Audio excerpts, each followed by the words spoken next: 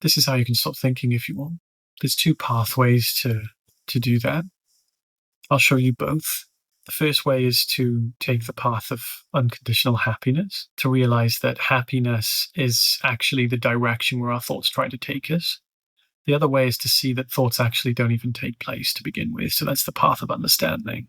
The first step is to see that the place from which your thoughts arise, the content of the thought. So your thoughts come from somewhere, right? They don't just come out of nothing.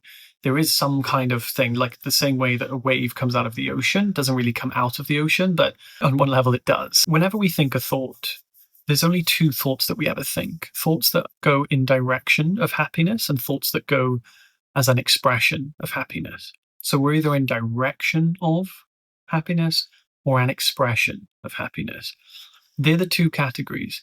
The thoughts that are in direction of happiness, every single piece of content the thought thinks about or is pointing towards is a long progressive path to try and take us to happiness. So the thought will be, let's go here, let's do this, let's think that, let's do this, let's see this person, let's find this relationship.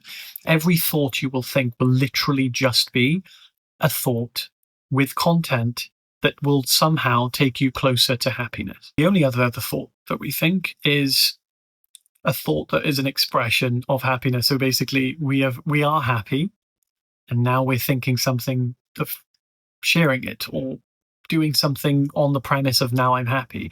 These thoughts are also creative thoughts. These thoughts are artistic thoughts.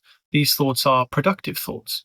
So there's only two thoughts that we think: going direction of happiness or an expression of happiness. The reason you're watching this video right now is because you probably want less of the thoughts that are in the direction of happiness, because thoughts that go towards happiness are suffering thoughts. They are thoughts predicated upon resistance, and resistance is suffering. It's very likely that you believe that if you didn't have any negative thoughts, you would no longer suffer.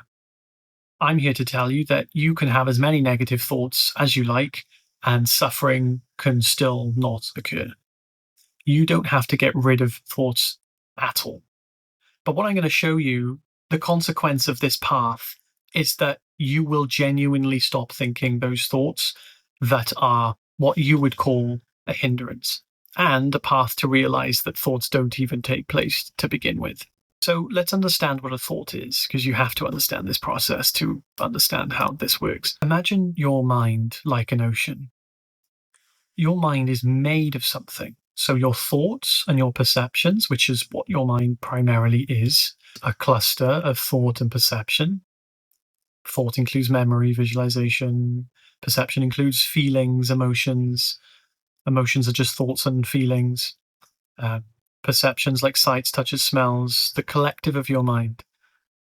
Your mind is made of something, like something makes that stuff happen.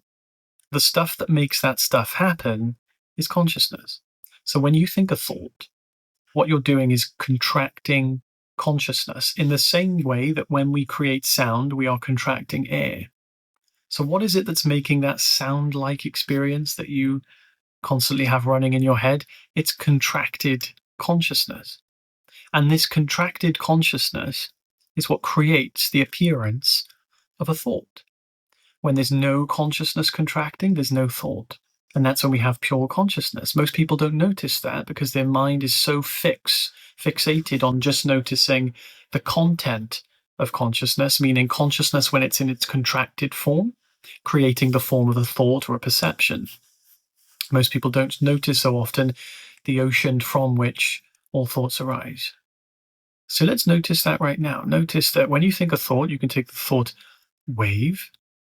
The thought wave, it starts and it stops. And before it starts, there's nothing there. There's no thought. Then there's the appearance of a thought. Then there's no thought again. Thoughts, we usually perceive them or imagine them to be like some kind of bubble that comes up and then comes down again. It's not. It's more like a wave that just vibrates. Contracted air is a vibration. Let's just say it's like a vibration. And contracted consciousness is a vibration. And that is the experience of a thought. It's simply a wave of consciousness. Consciousness is like silence. Thought is like sound. Silence vibrates itself, creates a localization of itself. That was a terrible word. Oh my gosh. Creates a localization of itself. And that's what we call a thought. So this is all a thought is.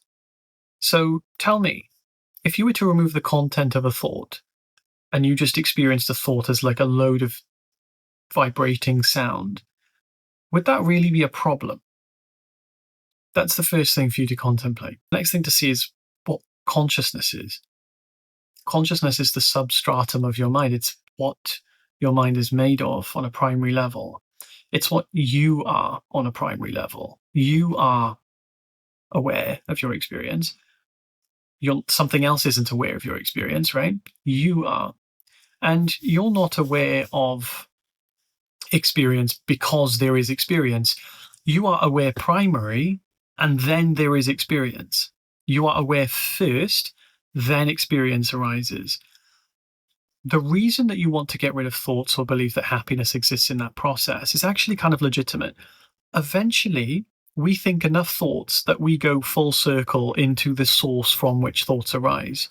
And the place from which thoughts arise is pure inner contentedness. It is the source of happiness. Because what happens is when there is no desire to change our experience, therefore no thought asking to change experience, like a thought that says, this isn't good enough, let me find something else. That is happiness. When there's the cessation of the desire to change anything about ourselves or anything about the world. Now, this is on an ultimate level. There might be things we want to change about the world, like our health or the person that's just being kidnapped in the middle of the street, right? They'll be relative things that we will resist, but we will say yes to them. We will say yes to the urge to say no. So this ultimate acceptance, which is an ultimate acceptance of our internal state, is what happiness is. And it's not that we accept an internal state, it's the nature of our consciousness to accept everything that takes place. So what happens is once we realize that is what we are, which we can do by sinking into this is where transcendental meditation and these types of practices come into play. They're not really practices to do something, they're practices to rest in our naked being for long enough that we forget we were doing so, for long enough, therefore, that we forget that we were believing ourselves all along to be temporary, limited, and finite. That is the purpose of meditation, not to do anything other than to forget something. What is the thing we forget? We forget that we're limited. And what we find then is that this consciousness is not localized. This consciousness doesn't exist inside my head. This consciousness is completely autonomous, meaning I don't require an object in order to know it. If I need to know a thought, I must require a thought for it to be there to know it. If I want to know what's the score of the football game last night, I have to go and Google it. Everything in experience, we have to access it via the mind. So if I want to know something, anything, I have to use the mind. I have to use a thought or a perception to know it. Consciousness doesn't require a thought or a perception to know it.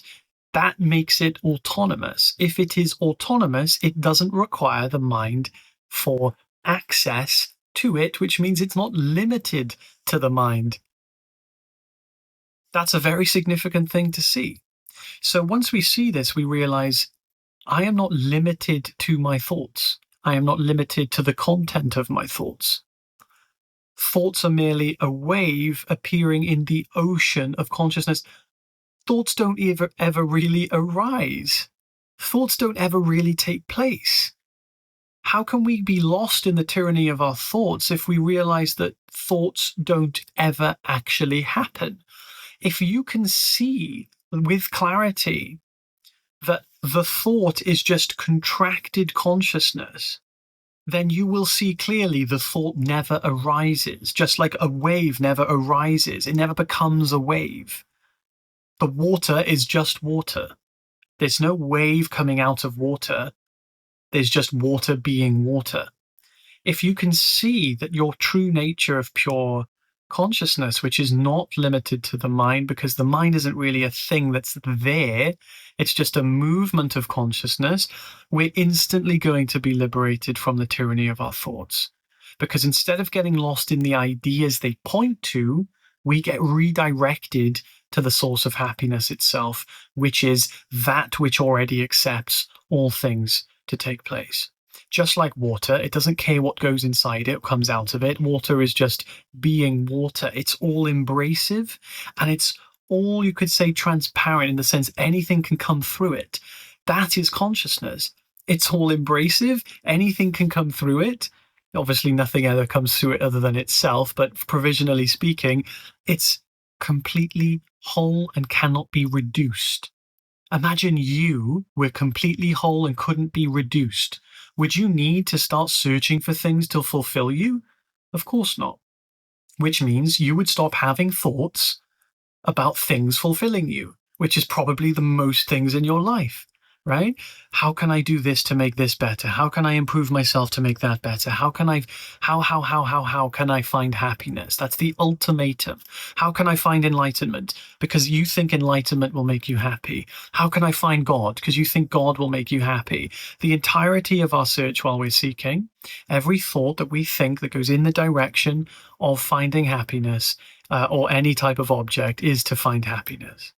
So what would happen if we did no longer have a reason to find happiness, because we knew inherently what I already am is an all-embracive acceptance of all my internal states and conditions? We would no longer resist our internal states and conditions. If we no longer resisted internal states and conditions, there would be no seeking to change external states or conditions. Therefore, we wouldn't have those thoughts running anymore, telling us to go do X, Y, and Z to find happiness again. What would happen if you didn't no longer have any of those thoughts? Well, you'd either be thinking nothing, or you'd be thinking about things that are actually fun and important. Like, how can I build a business? How can I best address the speech that I have on the weekend? How can I win this chess game? How can, you know what I mean? They start becoming creative, passionate, happy, celebratory thoughts. You don't want to get rid of those thoughts. Are the fun ones. They're the ones you like. They're not the ones you don't want to have. You want those types of thoughts. We don't want to be brain dead. This isn't how can I friggin' turn into a mushroom. This is how can I have the best life possible. Why would we not want that, right? This is a pathway not to cause brain damage. This is a pathway to amplify brain capacity. So now that you're not having all these thoughts that are taking you towards happiness, you can actually start doing fun things.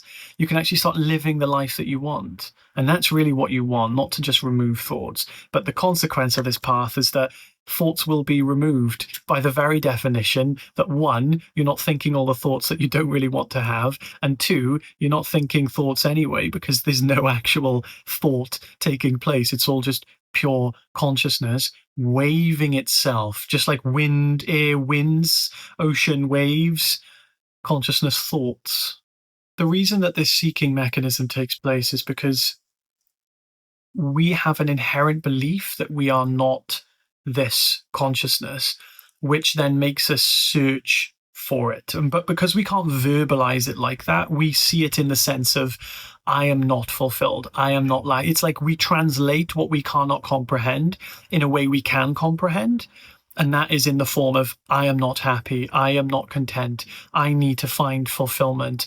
This isn't enough for me. I need to change myself. Because we think by changing ourselves, we change enough things, eventually we'll land there. And this search is really what seeking is, and why it comes back full circle to our true nature in the end, where there is just complete acceptance of all thoughts. So there will be a time where you will be in this complete peace and contentedness while still thinking thoughts you used to deem unenlightened or not happy thoughts. Why? Because now the light of your understanding, the light of your happiness shines on to those types of things. You are now a light in that darkness.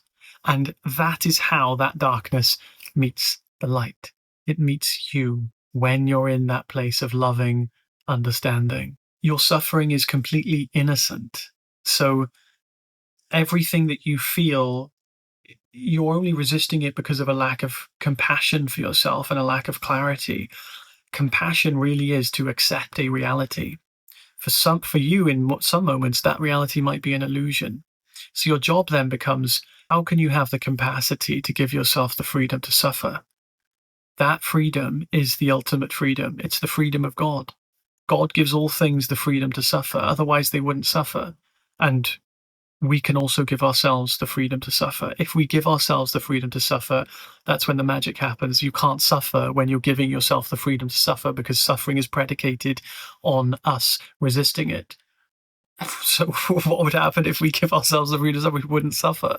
That's the most direct way to see the reality and to have compassion for the reality of suffering if suffering seems to take place. I have a free community where I take people through these meditations every single week with exclusive content, exclusive things that I talk about and share with the group, which if you're interested in being a part of, the link is in the description for that. It's completely free. I hope you have an amazing day, guys. Take care. Bye.